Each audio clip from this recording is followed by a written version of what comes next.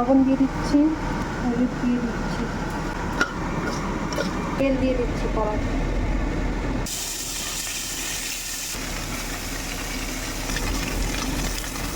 মাছ ভাজাটা হয়ে গেছে, এখন নামিয়ে নিচ্ছি। এখন ওই তেলে কুচি করে কাটা পেঁয়াজগুলোকে দিই। পেঁয়াজ ভাজাটা হয়ে গেছে, এখন ঝোলটাকে দিয়ে দিচ্ছি।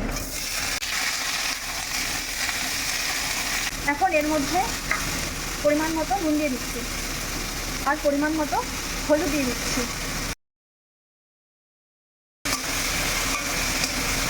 এখন একটু ভাজা ভাজা হয়ে গেছে, তাই এখন আগে থেকে বাটা লঙ্কা বাটাটা দিয়ে দিচ্ছি। চচ্চড়িটা কষানো হয়ে গেছে, এখন এর মধ্যে পেঁয়াজ বাটাটা দিয়ে দিচ্ছি। এখন এটা কষানো হয়ে গেছে, এর মধ্যে জল দিয়ে দিচ্ছি। এর মধ্যে মাছগুলো ছেড়ে দেবো।